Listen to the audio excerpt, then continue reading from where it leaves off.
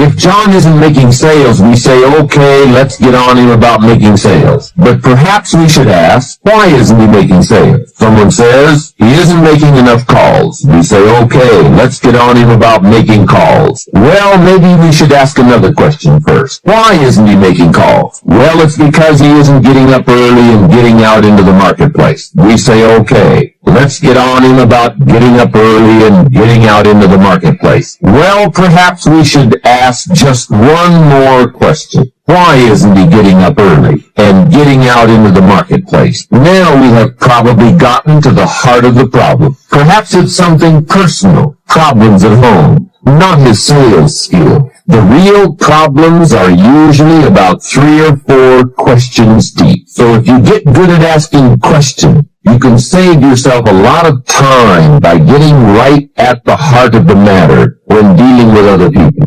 Otherwise, you tend to waste valuable time just finding out what the problem really is. Now, here's the last part of time management. Learn to think on paper. From all of my experience working on many projects and in many countries, one of the major time savers is thinking on paper. It is so important to take things out of your head and put them on paper, then work from the paper. Building your business is a lot like building a house. You take the ideas out of your head, put them on paper, and then build from the plan. We have a saying on this idea: operate from document, not from thought. It's just about over when a person wakes up in the morning and says, let's see, what shall I do today? Too late, right? The best thing you can do now is to take today off and at least plan tomorrow. Let me give you 4 major ways to think on paper. The first is a journal. I spend a lot of time talking about journals in my lectures and programs, primarily because it is such an invaluable tool for the serious student of the better life. A journal is merely a gathering place for all the good information that comes your way, from sermons, from books, from lectures, from business conferences, magazines, thinking time, research, any source of information that you feel is worth keeping. Don't let the good ideas of life escape you. Remember, most good ideas usually only come by once. Get into the habit of capturing them with pen and paper by making daily use of your journal. Now maybe you won't write in it every day, but at least make sure it's with you every day. Here's the second way to think on paper: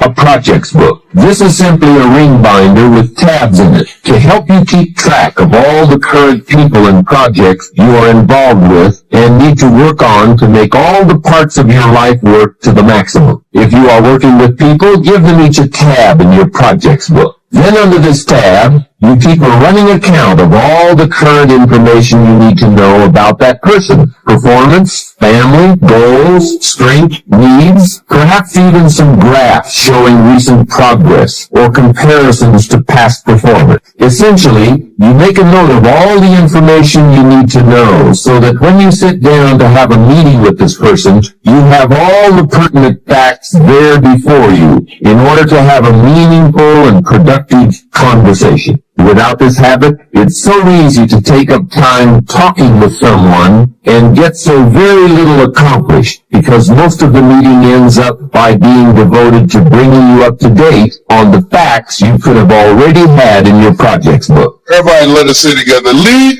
and grow your wings on the way down. See, in order to control your destiny, you've got to be a risk taker. You got to be willing to risk people talking about. You got to be willing to risk someone saying no. You got to be willing to fail again and again and again. You're different. You're an entrepreneur. You're strange. You're not like everybody else. We live in a world where we're told more about our limitations rather than our potential, and so most people just can't see themselves doing better. But you're different. You see some things they can't see. And I encourage you, every one of you in this room right now, you're here for a reason. How many of you know people who should be here? Raise your hands, please. Yes. But you know what? They're in their rightful place. Their rightful place is where their thoughts have brought them. Their true place is where their thoughts can take. Everybody is in their rightful place. Here's something else. Seek out positive information. I want you to write this down. My Facebook page is brown.less. Every day we post a positive message there. Every day to brown.less. Because you're in this room, I want you to write this out. Because we're going to send you, we're going to do something called presentation power. You're going to get a chance to view some videos that will give you some direction. But more importantly, I'm going to send you 7 power strategies of how to be a powerful storyteller. So email me at yes@lesbrown.com and say, send me the 7 principles. Mention that you were at this convention. We'll send that to you free. It will give you a guideline how to tell your story. When I started off this presentation, I started off telling my story. I was born in the poor section of Miami, Florida, in Liberty City. Born in an abandoned building with a twin brother. You remember I told you that? My mother worked on Miami Beach as a domestic worker, making up beds, cooking for families. Remember I told you that? See, your story is your power. How many of you have gone through some things? Raise your hands. How many of you have experienced some things in your life? Raise your hands. How many of you have experienced your life like me where you're temporarily insane? Raise your hand, please. Your story. The presentation part will tell you how to tell your story. I've given lectures at Harvard, Yale, spoken around the world, telling my story. You got a story too. Here's what the power of the story does, why it's important in your presentation and building your organization, and why it's going to give you the upper hand and how to recruit people. And how many like to get A players? Raise your hands, please. Good. Here's what your story does. Write this down. Distract. See, how people live their lives is a result of the story they believe about themselves. When you're presenting one-on-one or a small group or in a large group, when you tell your story, you're creating an interruption. When you're telling your story about the business of being on a path of creating financial independence, you're interrupting their story, what psychologists call the self-explanatory style. So distract. Let us say together, distract. Here's the other one. Say dispute. When you are going through your presentation, and we're going to teach you how to do this, you're dismantling their limited belief system where they've been programmed to believe only in having a job, the journey of the broke, where they're miserable. They go to work, where they pay them just enough to keep them from quitting, and they work just hard enough to keep from getting fired. That's what you call mixed emotions. Seeing somebody you hate drive off a cliff in your car. You're glad they're gone, but not in my car. And it begins when you understand. It begins, Marcus, when you understand. It begins when you understand. He still wants you. He still wants you. Your voice in the choir, your message, your service. He still wants you. He still wants you. You're still his girl. You're still his maker. Mistakes and all. He still wants you. He's still got a plan for your life. I'm not excusing your shame. I'm not justifying your mistake. I'm telling you that His grace is bigger than your disgrace and that He still wants you. I'm telling you that God is bigger than your deepest secret, your darkest night, your daughter out of wedlock, your disgrace, your drug addiction, your problem, your pain, your self-medication, your trauma, your family crisis, the scandal in your family is not bigger than the grace of our God. I came to tell you He still wants you. Came to get to you before you end up in the potter's field, self-destructing, self-medicating, self-destroying every opportunity over something you can't get rid of. God loves you, man. That God actually loves you. He still wants you. And you thought you just zoomed in to be zooming in. God wanted you to hear this word. This particular message has got your name on it. I can't help that she don't want you. He still wants you. I can't help that they're talking about you. He still wants you. I can't help how they stare at you. God said, I still want you. Do you believe that every person has the ability to choose the right path, the spiritually enlightened path. Absolutely. Absolutely. It's not easy. It can be tremendously difficult. It's easier to quit. It's easier to succumb. It's easier to give in. But to go home. That's tremendously difficult. You have to be bold to do that. To say, no, this is not where I'm going to be. Think about it in your own life. Haven't you had some area of your life where you raised your standard and your life has never been the same? Maybe at one time in your life you smoked cigarettes, or you did something and you did it for years and you kept trying to change it, kept telling yourself I should. And then one day something happened. Something just clicked you over. Something took you over that kind of tipping point. And inside yourself you said, no more. It was a very, very different experience, wasn't it? Something inside you shifted. Most people avoid the struggle. Most people go through life avoiding pain. And when you go through life like that, something in you dies. Something in you that you never activate is lying dormant in there. That you never get a chance to call on because you have not challenged yourself. Somebody said, the land of familiarity belongs to the dead. We're going to play to win now. We're not playing to play. We're not playing to see how we do. We're not playing for fun. Once you start getting some winning, you start changing. You must have faith. You've got to believe in yourself. You talk different. You walk different. All of a sudden, this isn't the same damn human being. You've got to believe in your abilities. You've got to believe in your service, your company, your ideas. Unquestionably. You've got to have faith, and that faith gives you patience. You can change you. You'd be surprised what a little winning would do. You'd be surprised how good you'd be if you just decide to win.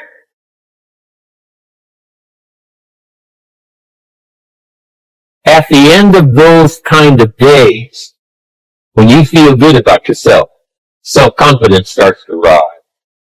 You know that if you can have this kind of a good day, you can have another one the next day, and those days become the weeks become the months, and the month becomes a powerful year. Self-confidence comes from the lack of neglect. If you will not neglect to do small daily disciplines, that's where self-confidence comes from.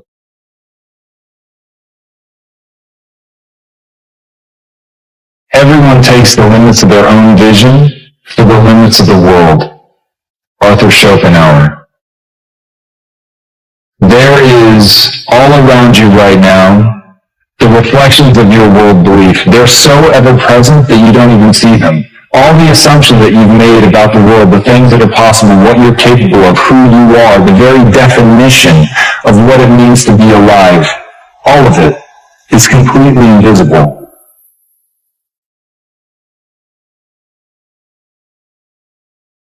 So whenever you feel like your professor or teacher has lost their mind, because they're overwhelming you with a workload that seemingly will take up all of your time, I need you to pause. Recall the reason why you made the choice to invest your time. And never lose sight of the fact that you were destined to shine. Never lose sight of the fact that you were made for this grind.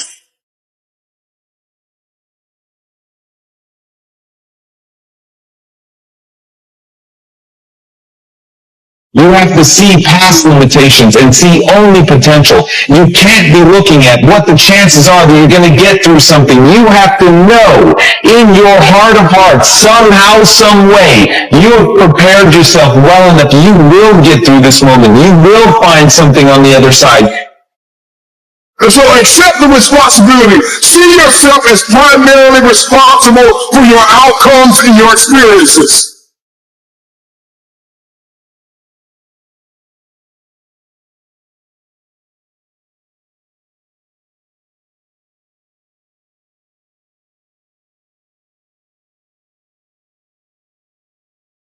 the mistake, those limits are self-placed.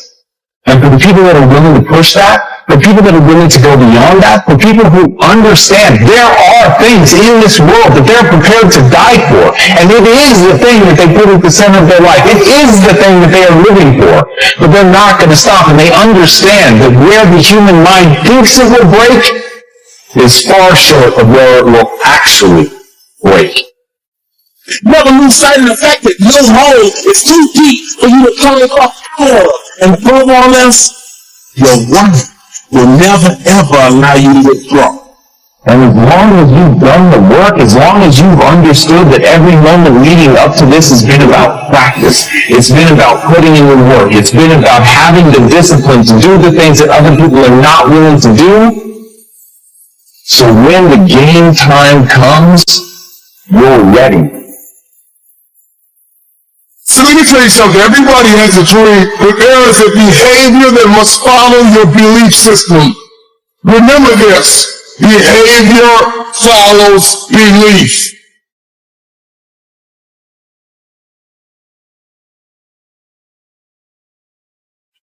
I spoke at an education summit for Microsoft. I also spoke at an education summit for Apple. At the education summit for Microsoft, I would say that 70% of the executives spent about 70% of their presentations talking about how to beat Apple. At the Apple Education Summit, 100% of the executives spent 100% of their presentations talking about how to help teachers teach and how to help students learn. One is playing this way, and one is playing that way. One is playing finite, and the other one is playing infinite. Guess which one gets frustrated? So at the end of my talk at Microsoft, they gave me a gift. They gave me the new Zoom when it was a thing.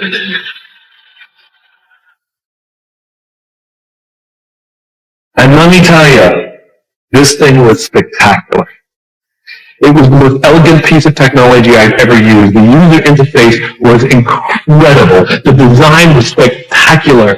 I absolutely loved it. It was easy to use, and it was bright and gorgeous, and it didn't work on iTunes, which is a different problem, so I couldn't use it, but it was amazing.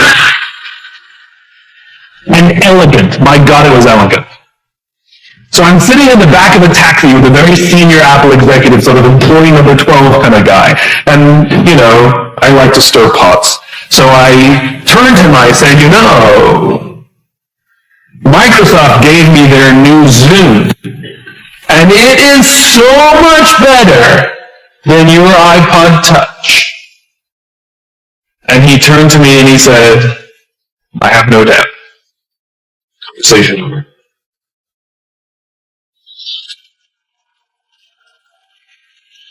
Because the infinite player understands sometimes you're ahead and sometimes you're behind. Sometimes your product is better and sometimes it's worse. The goal isn't to be the best every day. The goal isn't to outdo your competition every day. That's a finite construction. If I had said to Microsoft, I've got the new iPod Touch and it's so much better than your Zoom, they would have said, can we see it? What does it do? React, react, react, react. Finite players play to beat the people around them. Infinite players play to be better than themselves. To wake up every single day and say, how can we make our company a better version of itself today than it was yesterday? How can we create a product this week that's better than the product we created last week? We also have to play the infinite game. It's not about being ranked number one. It's not about having more followers on Twitter than your friends. It's not about outdoing anyone. It's about how to outdo yourself. It's not about selling more books or getting more TED views than somebody else. It's about how to make sure that the work that you're producing is better than the work you produced before. You are your competition.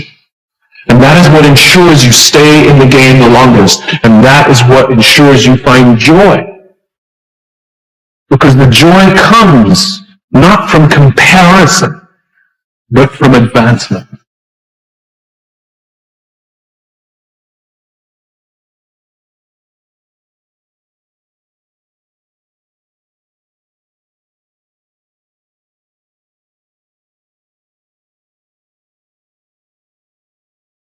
Hey there, welcome back to our channel. Today's video is all about the power of keep grinding.